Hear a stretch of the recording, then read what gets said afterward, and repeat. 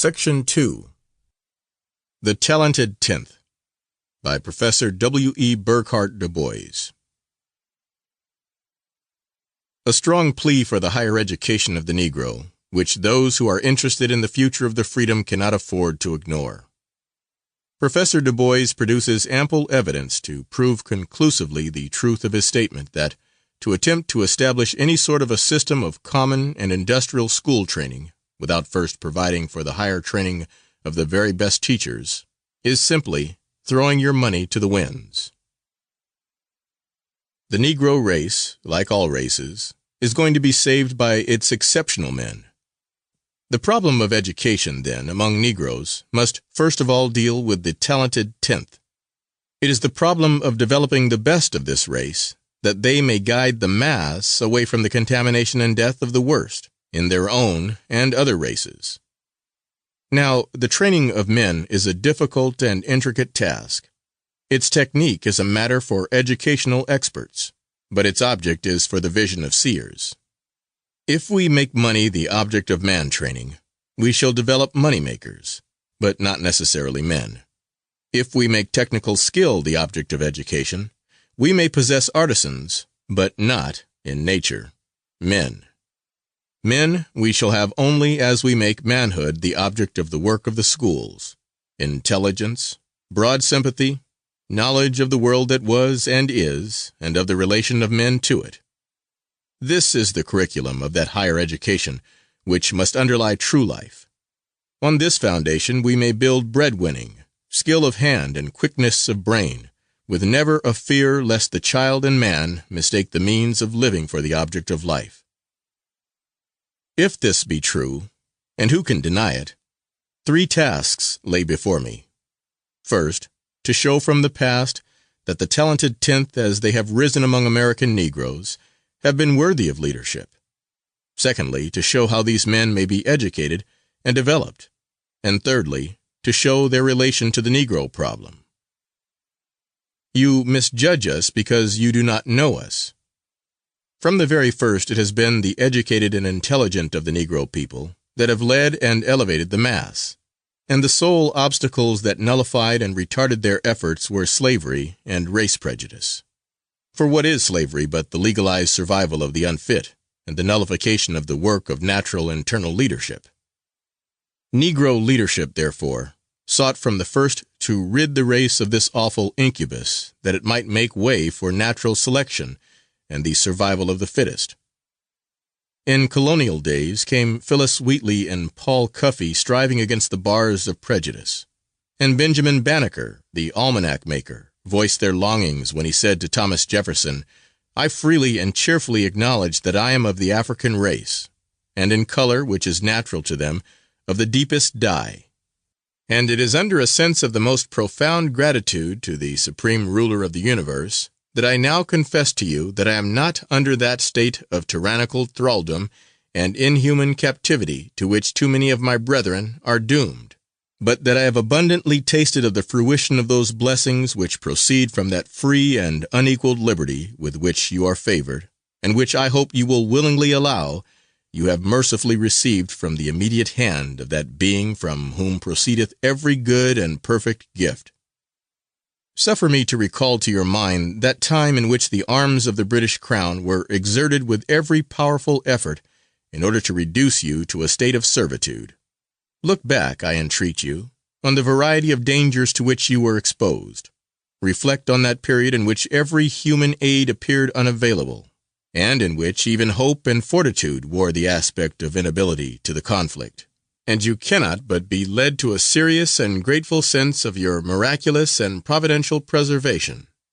You cannot but acknowledge that the present freedom and tranquillity which you enjoy, you have mercifully received, and that a peculiar blessing of heaven. This, sir, was a time when you clearly saw into the injustice of a state of slavery, and in which you had just apprehensions of the horrors of its condition. It was then that your abhorrence thereof was so excited, that you publicly held forth this true and invaluable doctrine, which is worthy to be recorded and remembered in all succeeding ages. We hold these truths to be self-evident, that all men are created equal, that they are endowed with certain inalienable rights, and that among these are life, liberty, and the pursuit of happiness. Then came Dr. James Durham, who could tell even the learned Dr. Rush something of medicine, and Lemuel Haynes, to whom Middlebury College gave an honorary A.M. in 1804. These and others we may call the revolutionary group of distinguished Negroes. They were persons of marked ability, leaders of a talented tenth, standing conspicuously among the best of their time. They strove by word and deed to save the color line from becoming the line between the bond and free, but all they could do was nullified by Eli Whitney and the curse of gold. So they passed into forgetfulness. But their spirit did not wholly die. Here and there in the early part of the century came other exceptional men. Some were natural sons of unnatural fathers, and were given often a liberal training, and thus a race of educated mulattoes sprang up to plead for black men's rights. There was Ira Aldridge, whom all Europe loved to honor. There was that voice crying in the wilderness, David Walker, and saying, "I declare it does appear to me as though some nations think God is asleep, or that he made the Africans for nothing else but to dig their mines and work their farms. Or they cannot believe history, sacred or profane. I ask every man who has a heart, and is blessed with the privilege of believing, is not God a God of justice to all his creatures? Do you say he is? Then if he gives peace and tranquility to tyrants, and permits them to keep our fathers, our mothers, ourselves, and our children in eternal ignorance and wretchedness to support them and their families, would he be to us a God of justice? I ask, O ye Christians, who hold us and our children in the most abject ignorance and degradation that ever a people were afflicted with since the world began, I say, if God gives you peace and tranquility, and suffers you thus to go on afflicting us, and our children, who have never given you the least provocation, would he be to us a God of justice? If you will allow that we are men who feel for each other, does not the blood of our fathers and of us, their children, cry aloud to the Lord of Sabaoth against you for the cruelties and murders with which you have and do continue to afflict us? This was the wild voice that first aroused Southern legislators in 1829 to the terrors of abolitionism. In 1831 there met that first Negro convention in Philadelphia, at which the world gaped curiously, but which bravely attacked the problems of race and slavery, crying out against the persecution and declaring that laws as cruel in themselves as they were unconstitutional and unjust have in many places been enacted against our poor, unfriended, and unoffending brethren, without a shadow of provocation on our part, at whose bare recital the very savage draws himself up for fear of contagion, looks noble, and prides himself because he bears not the name of Christian. Side by side, this free Negro movement and the movement of abolition strove until they merged into one strong stream. Too little notice has been taken of the work which the talented tenth among Negroes took in the great abolition crusade. From the very day that a Philadelphia colored man became the first subscriber to Garrison's Liberator, to the day when Negro soldiers made the Emancipation Proclamation possible, black leaders worked shoulder to shoulder with white men in a movement the success of which would have been impossible without them. There was Purvis and Remond, Pennington and Highland Garnett, Sojourner Truth and Alexander Crummell, and above all, Frederick Douglass. What would the abolition movement have been without them? They stood as living examples of the possibilities of the Negro race. Their own hard experiences and well-wrought culture said silently more than all the drawn periods of orators. They were the men who made American slavery impossible. As Maria Weston Chapman once said, from the school of anti-slavery agitation, a throng of authors, editors, lawyers, orators, and accomplished gentlemen of color have taken their degree. It has equally implanted hopes and aspirations, noble thoughts and sublime purposes in the hearts of both races. It has prepared the white man for the freedom of the black man, and it has made the black man scorn the thought of enslavement, as does a white man, as far as its influence has extended. Strengthen that noble influence. Before its organization, the country only saw here and there in slavery some faithful Cujo or Dinah, whose strong natures blossomed even in bondage, like a fine plant beneath a heavy stone. Now, under the elevating and cherishing influence of the American Anti-Slavery Society, the colored race, like the white, furnishes Corinthian capitals for the noblest temples. Where were these black abolitionists trained? Some, like Frederick Douglass, were self-trained, but yet trained liberally. Others, like Alexander Crummell and McCune Smith, graduated from famous foreign universities. Most of them rose up through the colored schools of New York and Philadelphia and Boston, taught by college-bred men like Russwurm of Dartmouth and college-bred white men like Neu and Benezet. After emancipation came a new group of educated and gifted leaders: Langston, Bruce, and Eliot, Greener, Williams, and Payne. Through political organization, historical and polemic writing, and moral regeneration, these men strove to uplift their people. It is the fashion of today to sneer at them and to say that with freedom, Negro leadership should have begun at the plow and not in the Senate. A foolish and mischievous lie. 250 years that black serf toiled at the plow, and yet that toiling was in vain till the Senate passed the war amendments. And 250 years more the half-free serf of today may toil at his plow. But unless he have political rights and righteously guarded civic status, he will still remain the poverty-stricken and ignorant plaything of rascals that he now is. This all sane men know, even if they dare not say it. And so we come to the present, a day of cowardice and vacillation, of strident, wide-voiced wrong and faint-hearted compromise, of double-faced dallying with truth and right. Who are today guiding the work of the Negro people? The exceptions, of course, and yet, so sure as this talented tenth is pointed out, the blind worshippers of the average cry out in alarm. These are exceptions. Look here at death, disease, and crime. These are the happy rule.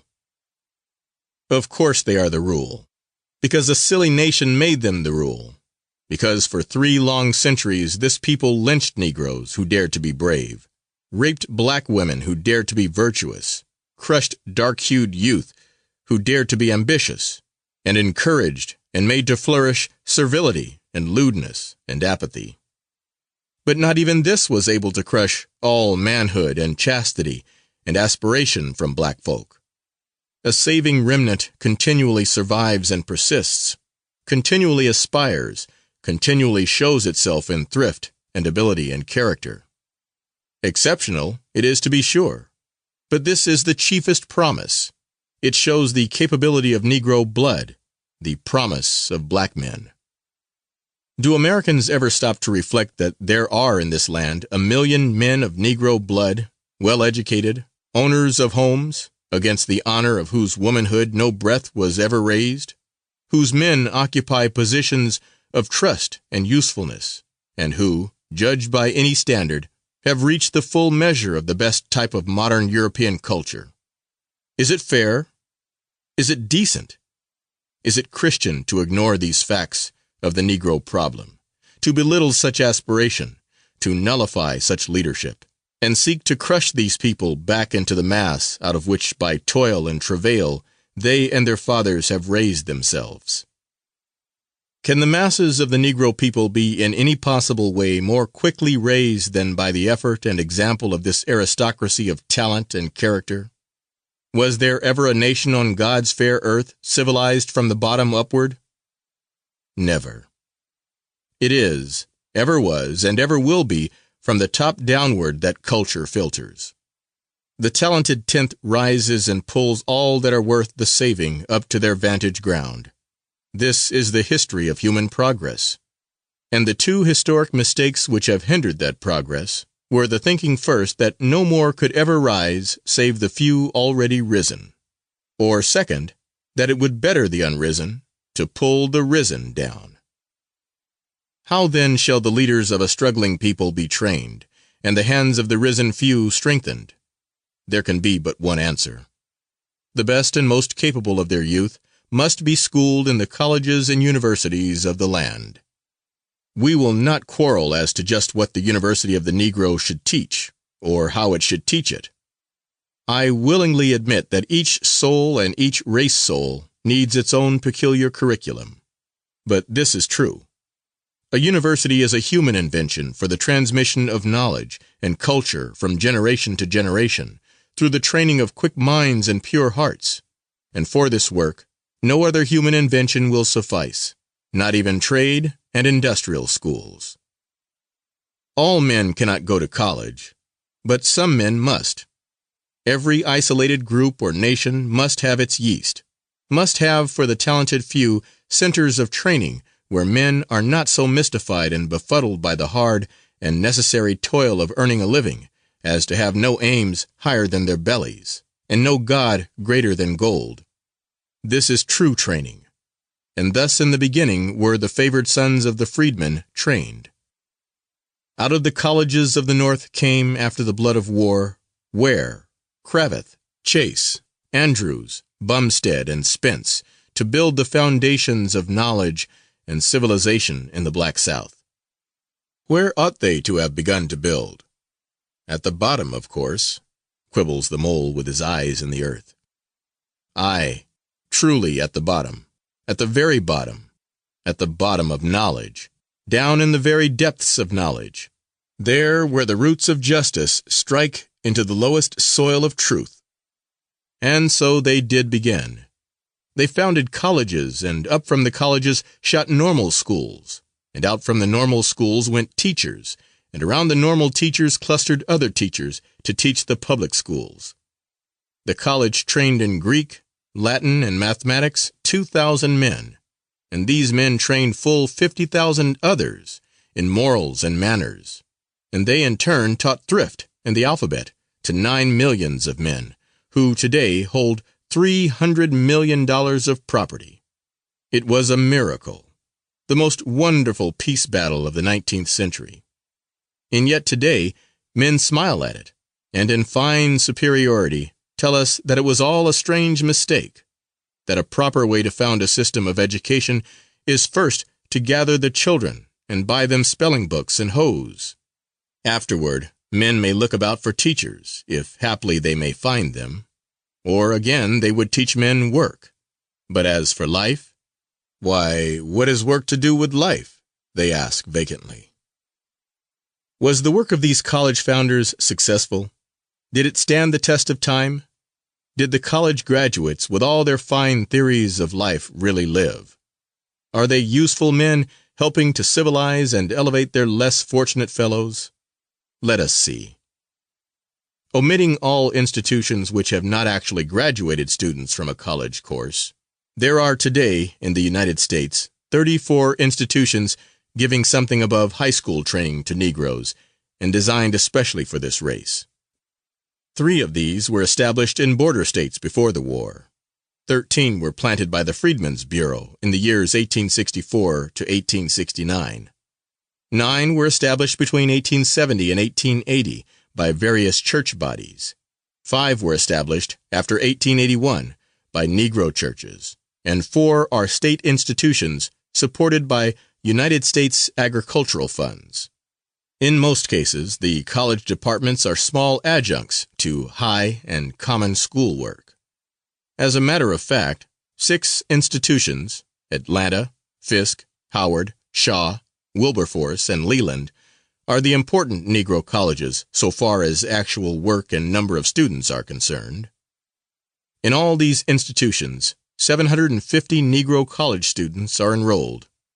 In grade, the best of these colleges are about a year behind the smaller New England colleges, and a typical curriculum is that of Atlanta University. Here, students from the grammar grades, after a 3 years high school course, take a college course of 136 weeks.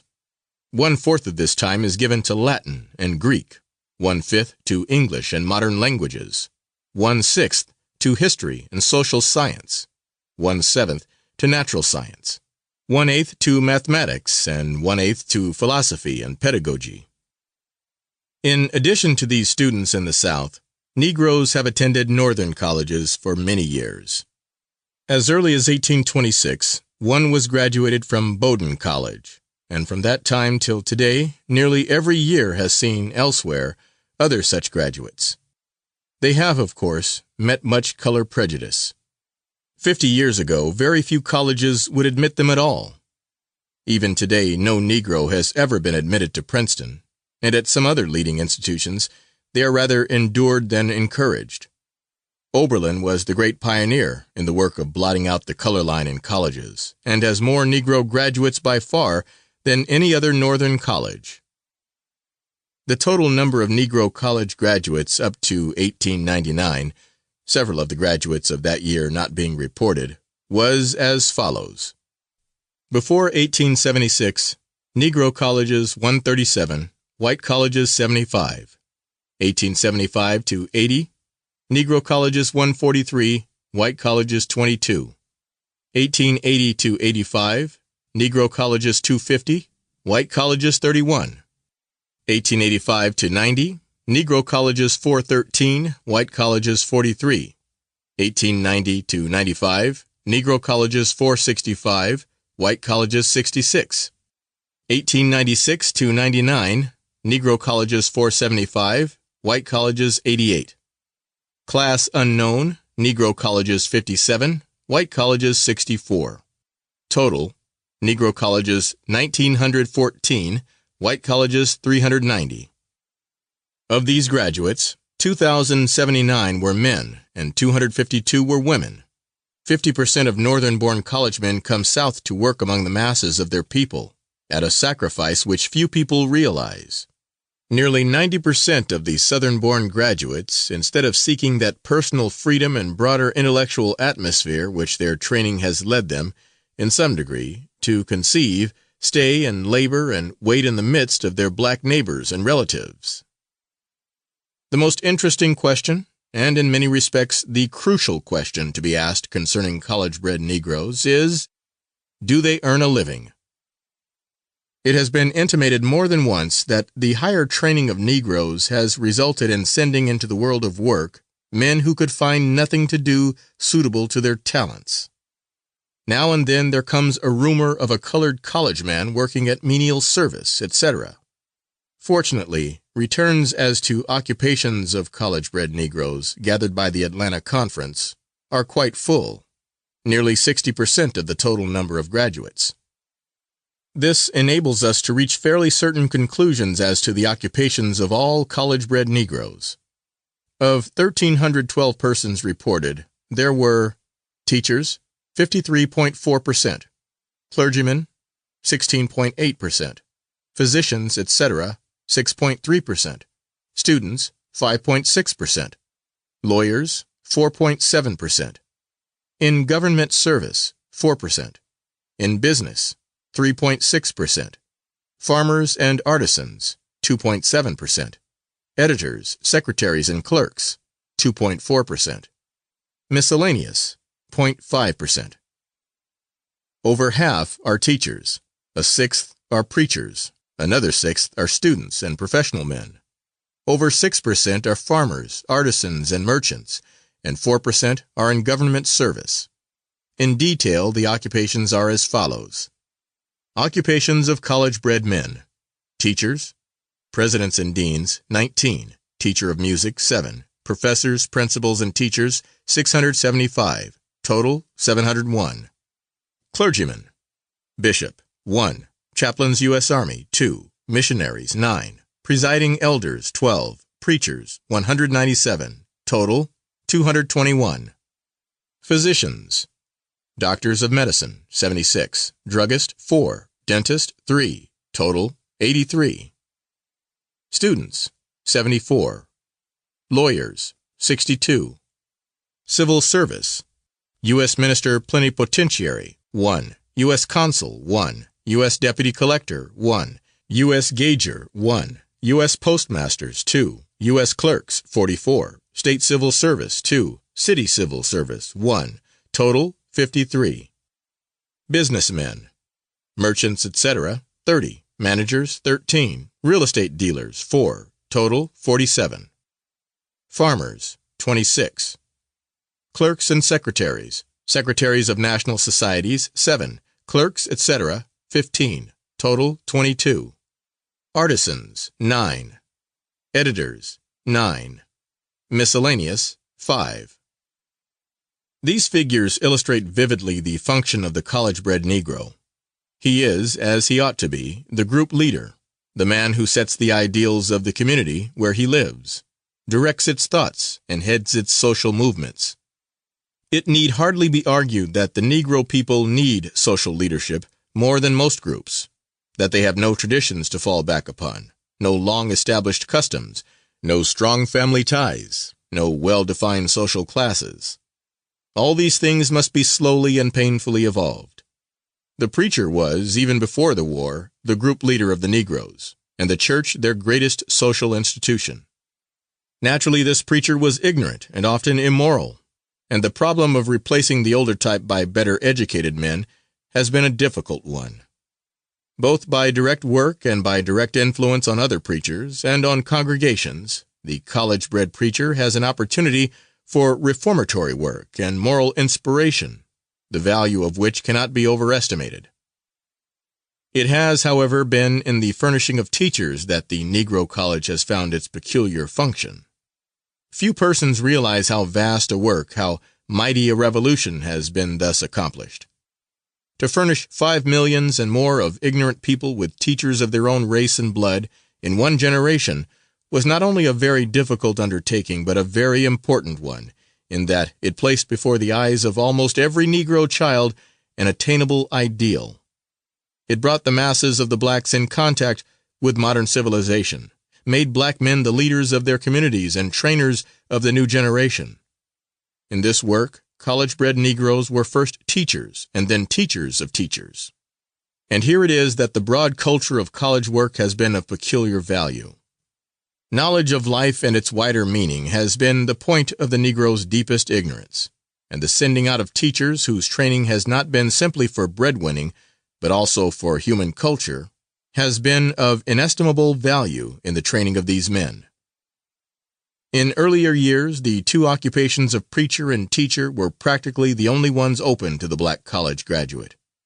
Of later years, a larger diversity of life among his people has opened new avenues of employment. Nor have these college men been paupers and spendthrifts. 557 college-bred Negroes owned in 1899 $1,342,862.50 worth of real estate, assessed value, or $2,411 per family. The real value of the total accumulations of the whole group is perhaps about $10 million, or $5,000 apiece. Pitiful, is it not? Beside the fortunes of oil kings and steel trusts. But after all, is the fortune of the millionaire the only stamp of true and successful living? Alas, it is, with many. And there's the rub. The problem of training the Negro is today immensely complicated by the fact that the whole question of the efficiency and appropriateness of our present systems of education for any kind of child is a matter of active debate, in which final settlement seems still afar off. Consequently, it often happens that persons arguing for or against certain systems of education for Negroes have these controversies in mind, and miss the real question at issue. The main question, so far as the Southern Negro is concerned, is, what, under the present circumstance, must a system of education do in order to raise the Negro as quickly as possible in the scale of civilization? The answer to this question seems to me clear. It must strengthen the Negro's character, increase his knowledge, and teach him to earn a living.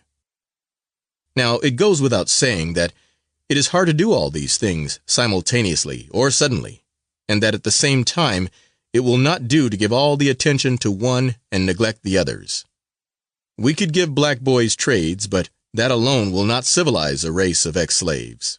We might simply increase their knowledge of the world, but this would not necessarily make them wish to use this knowledge honestly.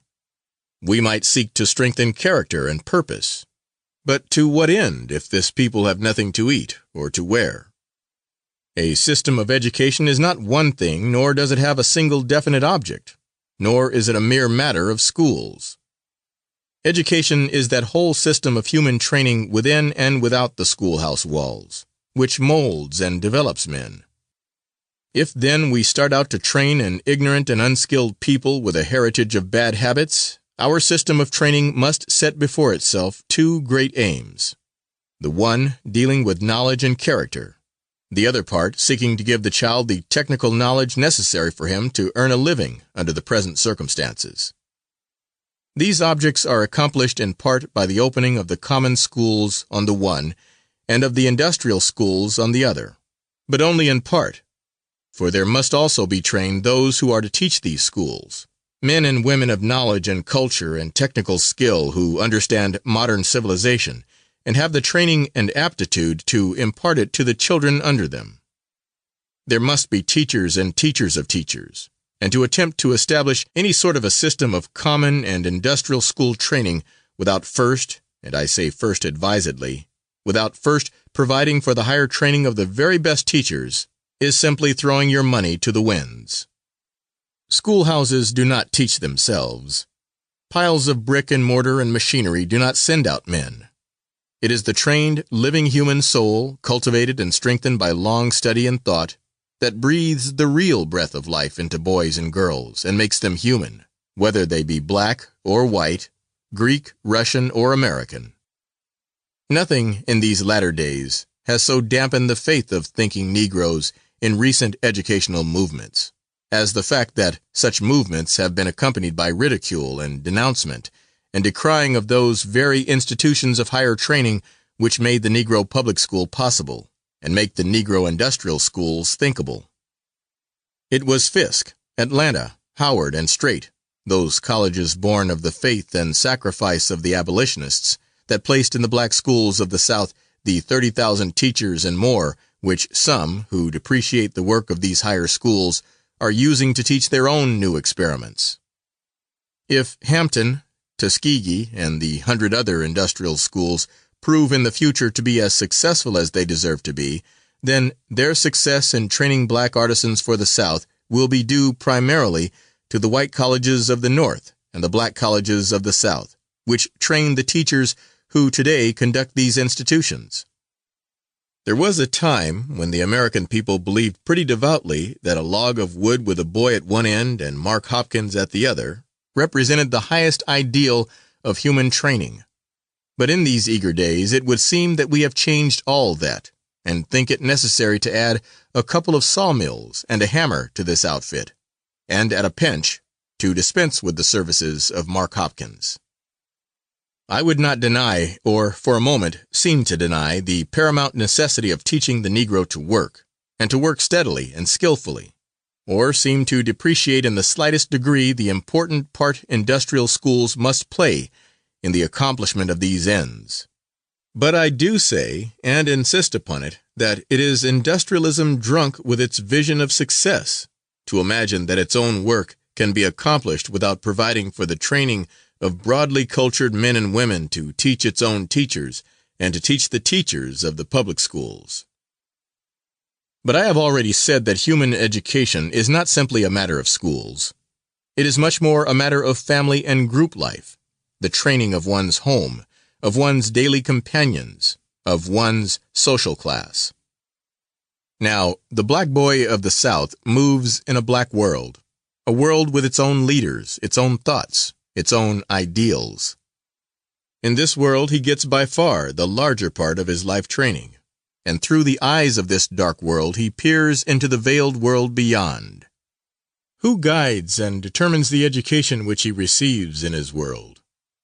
His teachers here are the group leaders of the Negro people, the physicians and clergymen, the trained fathers and mothers, the influential and forceful men about him of all kinds. Here it is, if at all, that the culture of the surrounding world trickles through and is handed on by the graduates of the higher schools. Can such culture training of group leaders be neglected? Can we afford to ignore it? Do you think that if the leaders of thought among Negroes are not trained and educated thinkers, that they will have no leaders? On the contrary, 100 half-trained demagogues will still hold the places they so largely occupy now, and hundreds of vociferous busybodies will multiply. You have no choice. Either you must furnish this race from within its own ranks with thoughtful men of trained leadership, or you must suffer the evil consequences of a headless, misguided rabble. I am an earnest advocate of manual training and trade teaching for black boys, and for white boys too.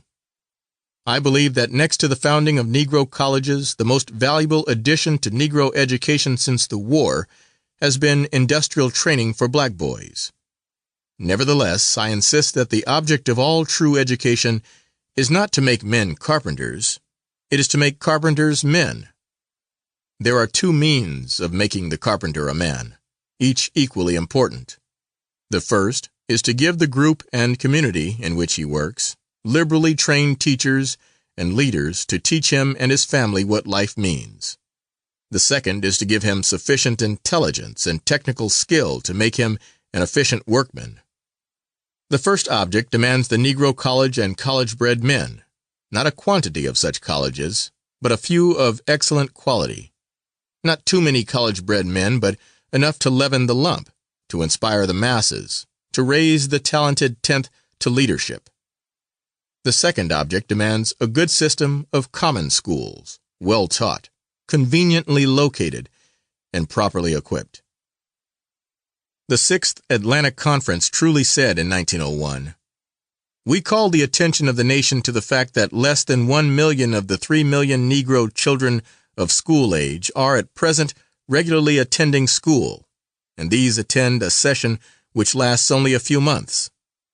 We are today deliberately rearing millions of our citizens in ignorance, and at the same time limiting the rights of citizenship by educational qualifications. This is unjust. Half the black youth of the land have no opportunities open to them for learning to read, write, and cipher. In the discussion as to the proper training of Negro children after they leave the public schools, we have forgotten that they are not yet decently provided with public schools. Propositions are beginning to be made in the South to reduce the already meager school facilities of Negroes. We congratulate the South on resisting as much as it has this pressure, and on the many millions it has spent on Negro education. But it is only fair to point out that Negro taxes and the Negro's share of the income from indirect taxes and endowments have fully repaid this expenditure, so that the Negro public school system has not, in all probability, cost the white taxpayers a single cent since the war. This is not fair. Negro schools should be a public burden, since they are a public benefit. The Negro has the right to demand good common school training at the hands of the states and the nation, since by their fault he is not in position to pay for this himself. What is the chief need for the building up of the Negro public school in the South? The Negro race in the South needs teachers today above all else.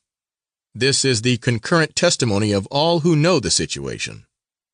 For the supply of this great demand, two things are needed: institutions of higher education and money for schoolhouses and salaries. It is usually assumed that 100 or more institutions for Negro training are today turning out so many teachers and college-bred men that the race is threatened with an oversupply. This is sheer nonsense. There are today less than 3,000 living Negro college graduates in the United States, and less than 1,000 Negroes in college. Moreover, in the 164 schools for Negroes, 95% of their students are doing elementary and secondary work which should be done in the public schools. Over half the remaining 2,157 students are taking high school studies. The mass of so-called normal schools for the Negro are simply doing elementary common school work, or at most, high school work, with a little instruction in methods. The Negro colleges and the postgraduate courses at other institutions are the only agencies for the broader and more careful training of teachers. The work of these institutions is hampered for lack of funds. It is getting increasingly difficult to get funds for training teachers in the best modern methods, And yet all over the South, from state superintendents, county officials, city boards, and school principals, comes the wail, "We need teachers," and teachers must be trained. As the fairest-minded of all white Southerners, Atticus G. Haygood once said, "The defects of colored teachers are so great as to create an urgent necessity for training better ones. Their excellencies and their successes are sufficient to justify the best hopes of success in the effort, and to vindicate the judgment of those who make large investments of money and service to give to colored students opportunity for thoroughly preparing themselves for the work of teaching children of their people." The truth of this has been strikingly shown in the marked improvement of white teachers in the South. 20 years ago, the rank and file of white public school teachers were not as good as the Negro teachers, but they, by scholarships and good salaries, have been encouraged to thorough, normal, and collegiate preparation, while the Negro teachers have been discouraged by starvation wages and the idea that any training will do for a black teacher. If carpenters are needed, it is well and good to train men as carpenters. But to train men as carpenters and then set them to teaching is wasteful and criminal. And to train men as teachers and then refuse them living wages unless they become carpenters is rank nonsense. The United States Commissioner of Education says in his report for 1900, "For comparison between the white and colored enrollment in secondary and higher education, I have added together the enrollment in high schools and secondary schools with the attendance on colleges and universities, not being sure of the actual grade of work done in the colleges and universities. The work done in the secondary schools is reported in such detail in this office that there can be no doubt of its grade." He then makes the following comparisons of persons in every million enrolled in secondary and higher education. 1880, whole country, 4,362, Negroes, 1,289. 1900, whole country, 10,743, Negroes, 2,061. And he concludes, "While the number in colored high schools and colleges had increased somewhat faster than the population, it had not kept pace with the average of the whole country, for it had fallen from 30% to 24% of the average quota. Of all colored pupils, 1 in 100 was engaged in secondary and higher work, and that ratio has continued substantially for the past 20 years. If the ratio of colored population in secondary and higher education is to be equal to the average for the whole country, it must be increased to 5 times its present average.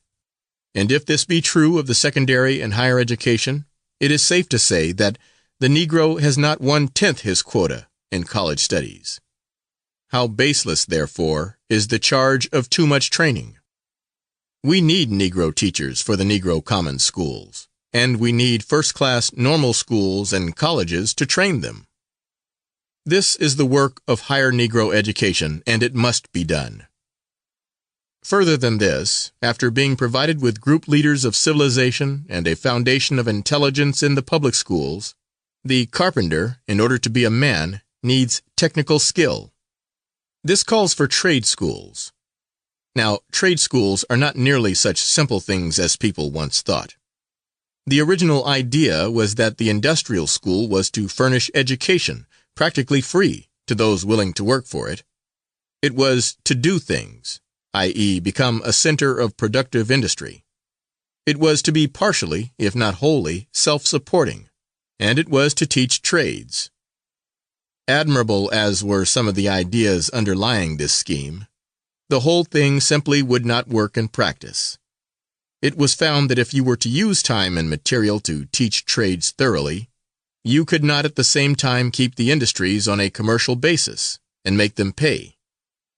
Many schools started out to do this on a large scale and went into virtual bankruptcy.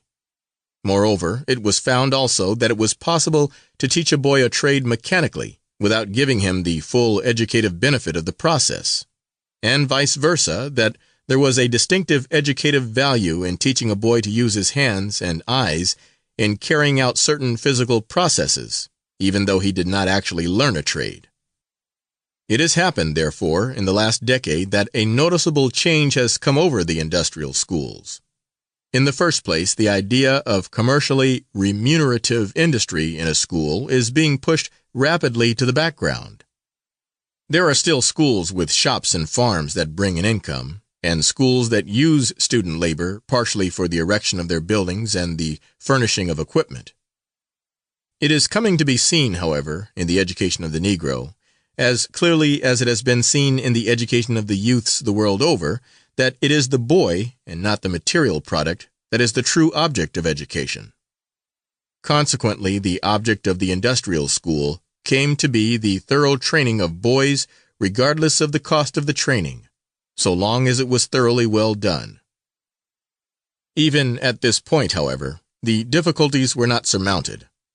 In the first place, modern industry has taken great strides since the war, and the teaching of trades is no longer a simple matter. Machinery and long processes of work have greatly changed the work of the carpenter, the iron worker, and the shoemaker. A really efficient workman must be today an intelligent man who has had good technical training in addition to thorough common school, and perhaps even higher training. To meet this situation, the industrial schools began a further development. They established distinct trade schools for the thorough training of better class artisans, and at the same time they sought to preserve, for the purposes of general education, such of the simpler processes of elementary trade learning as were best suited therefor. In this differentiation of the trade school and manual training, the best of the industrial schools simply followed the plain trend of the present educational epoch. A prominent educator tells us that in Sweden, in the beginning the economic conception was generally adopted, and everywhere manual training was looked upon as a means of preparing the children of the common people to earn their living. But gradually it came to be recognized that manual training has a more elevated purpose, and one indeed more useful in the deeper meaning of the term. It came to be considered as an educative process for the complete moral, physical, and intellectual development of the child. Thus again, in the manning of trade schools and manual training schools, we are thrown back upon the higher training as its source and chief support. There was a time when any aged and worn-out carpenter could teach in a trade school, but not so today. Indeed, the demand for college-bred men by a school like Tuskegee ought to make Mr. Booker T. Washington the firmest friend of higher training. Here he has as helpers the son of a Negro senator, trained in Greek and the humanities, and graduated at Harvard, the son of a Negro congressman and lawyer, trained in Latin and mathematics, and graduated at Oberlin. He has as his wife a woman who read Virgil and Homer in the same classroom with me. He has as college chaplain a classical graduate of Atlanta University, as teacher of science a graduate of Fisk, as teacher of history a graduate of Smith. Indeed, some 30 of his chief teachers are college graduates, and instead of studying French grammars in the midst of weeds or buying pianos for dirty cabins, they are at Mr. Washington's right hand, helping him in a noble work. And yet one of the effects of Mr. Washington's propaganda has been to throw doubt upon the expediency of such training for Negroes, as these persons have had. Men of America, the problem is plain before you. Here is a race transplanted through the criminal foolishness of your fathers. Whether you like it or not, the millions are here, and here they will remain. If you do not lift them up, they will pull you down. Education and work are the levers to uplift a people. Work alone will not do it unless inspired by the right ideals and guided by intelligence. Education must not simply teach work, it must teach life. The talented tenth of the Negro race must be made leaders of thought and missionaries of culture among their people. No others can do this work, and Negro colleges must train men for it. The Negro race, like all other races, is going to be saved by its exceptional men.